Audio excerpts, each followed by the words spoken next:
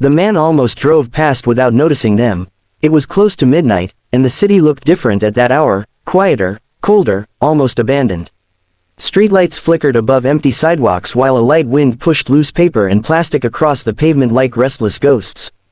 Inside a sleek black SUV, Daniel Carter gripped the steering wheel with one hand while the other rested tiredly against his forehead. His eyes burned from another 14-hour workday. CEO, billionaire, single father. People often imagined that kind of life as glamorous. They never imagined the silence. The kind that waited when you came home. The kind that reminded you someone important was gone forever.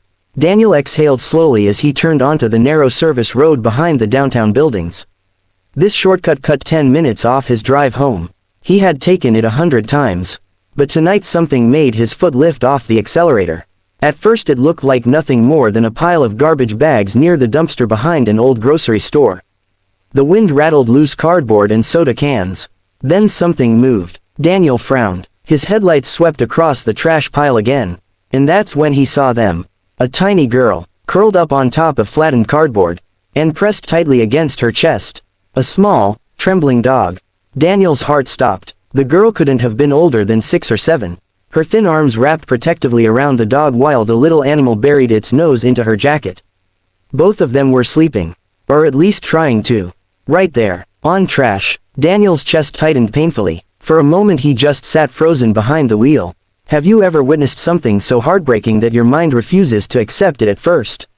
That was exactly how it felt. He slowly parked the car. The engine shut off. The sudden silence felt heavy. Daniel stepped out, the cold air hitting his face instantly. His expensive shoes crunched lightly on gravel as he walked toward the dumpster. The little dog noticed him first. Its head snapped up. A quiet growl vibrated from its tiny chest. The girl woke seconds later. Her eyes opened suddenly, wide, frightened, alert. She sat up quickly and pulled the dog closer. "Don't come closer," she shouted. Her voice shook. Daniel stopped immediately, raising his hands gently. "It's okay," he said softly. "I'm not going to hurt you." The girl's breathing was fast. Her eyes darted around like a trapped animal searching for escape. The dog kept growling. Daniel crouched slowly so he wouldn't look threatening. "What's your name?" he asked gently. The girl hesitated. Her fingers tightened around the dog's fur. "Maya," she whispered. The dog barked once. "And him?" Daniel asked. "Rusty." Rusty continued glaring at Daniel like a tiny bodyguard. Daniel felt something twist painfully in his chest. "How long have you been here, Maya?" She shrugged. "I don't know." Her voice sounded exhausted. Cold wind pushed her tangled hair across her face. Daniel noticed how thin she looked. How her jacket was too big for her. How her sneakers were torn. And how the dog's ribs were visible beneath its fur. They weren't just sleeping here. They had been surviving here. For a while. Daniel swallowed hard. "Where are your parents?" The question changed everything. The girl's expression froze. Then her eyes slowly dropped to the ground. "They're gone," she whispered. Daniel felt the words hit him like a punch. Gone. Such a small word, but it could carry unbearable weight. He knew that feeling, better than most people, because 2 years earlier, his wife Emma had been gone too. Cancer had taken her slowly, painfully, mercilessly. And the silence she left behind had never truly disappeared. Daniel blinked, forcing the memory away. What about family, grandparents, anyone? Maya shook her head. Rusty whimpered quietly and licked her hand. Daniel looked around the dark alley.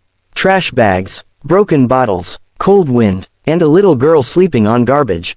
Something inside him burned. This shouldn't exist. Not in this world. Not in this city. Not to a child. Have you ever looked at a situation and felt something deep inside you whisper that walking away would haunt you forever? Daniel felt exactly that. "Maya," he said gently, "have you eaten tonight?" She didn't answer, but the way she looked at the ground told him everything. Daniel slowly stood. "Wait here," he said. The girl's eyes widened in fear. "Are you calling the police?" Her voice trembled. Daniel immediately shook his head. "No, I'm getting food." She watched him carefully. "Promise?" Daniel nodded. "I promise." 10 minutes later he returned with 2 bags from a late-night diner down the street. The smell of warm food filled the cold air. Rusty's ears perked up instantly. Maya's eyes widened. Daniel knelt down and opened the bag. Burgers, fries, hot chocolate. Rusty barked excitedly. Maya stared at the food like it was treasure. "When did you last eat?" Daniel asked softly. She hesitated. "Yesterday." The word felt like a knife. Daniel handed her the burger. She didn't even unwrap it fully before taking a bite. Rusty wagged his tail wildly. Daniel opened another burger and placed it on the ground for the dog. Rusty devoured it in seconds. For several minutes the only sound in the alley was eating. Maya didn't speak. She just ate, fast, like someone afraid the food might disappear. Daniel looked away for a moment, trying to hide the sudden burning behind his eyes. Children weren't supposed to live like this. Not anywhere, especially not alone. When she finally finished, Maya held the empty wrapper quietly. "Thank you," she whispered. Daniel smiled gently. "You're welcome." She looked at him carefully. "Why are you helping me?" Such a simple question, yet it carried years of pain. Daniel thought about it, then he answered honestly, "Because someone should." The wind blew stronger now. Maya shivered slightly. Daniel noticed immediately. "Do you have somewhere warm to go tonight?" She shook her head. "I usually sleep here." Daniel glanced at the dumpster again. His jaw tightened. "You deserve better than this," he said quietly. Maya hugged Rusty tighter. "We're okay." But her voice sounded small. Fragile. Daniel looked at the little girl sitting on trash beside a starving dog. And suddenly he saw something else. His own daughter, Lily, 7 years old, waiting for him at home. Safe, warm, loved. What if Lily had been the one sitting here tonight? The thought sent a chill through his entire body. No child deserved this. No child. Daniel crouched again. "Maya," he said gently. "How would you feel about coming somewhere warm tonight?" Her eyes narrowed slightly. "Where?" "My house." The silence that followed felt enormous. Rusty tilted his head. Maya studied Daniel's face carefully. Children who survive alone learn to read people quickly. Trust becomes rare, fragile. "What about Rusty?" she asked. "He comes too," Daniel replied. Rusty wagged his tail, but Maya still looked unsure. "Why would you let us stay with you?" Daniel paused. Because even he wasn't sure how to explain it. Maybe it was guilt. Maybe it was kindness. Maybe it was the memory of Emma always telling him, "No child should ever feel alone in this world." Or maybe it was simply this. Sometimes life puts someone in your path for a reason. "I just think you deserve a safe place tonight," he said. She looked at Rusty, then back at Daniel. "Just tonight?" Daniel nodded. "Just tonight." The girl hesitated a moment longer.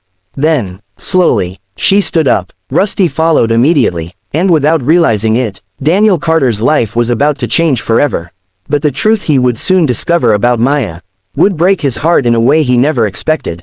And the story of how she ended up sleeping on trash was far more painful than anyone could imagine. Part 2 will reveal the shocking truth about Maya's past, and the heartbreaking reason she ended up on the streets.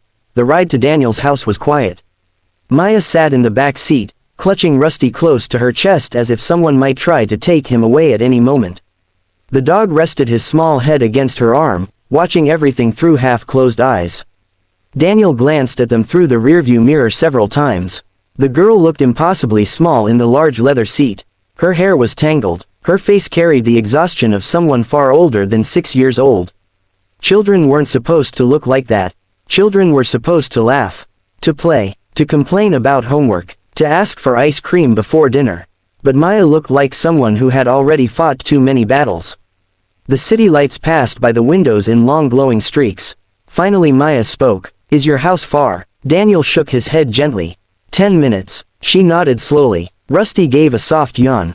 Then Maya asked something unexpected. "Are you rich?" Daniel blinked slightly. Most adults wouldn't ask that question so directly. But children always spoke with honesty. "A little," he admitted. Maya seemed to think about that. "Then why were you driving alone?" Daniel smiled faintly. "Because rich people still get lonely." Maya didn't reply, but something about her expression softened. A few minutes later the car turned through tall iron gates and onto a long driveway. Maya's eyes widened as the large house appeared ahead. Lights glowed warmly from the windows. The lawn stretched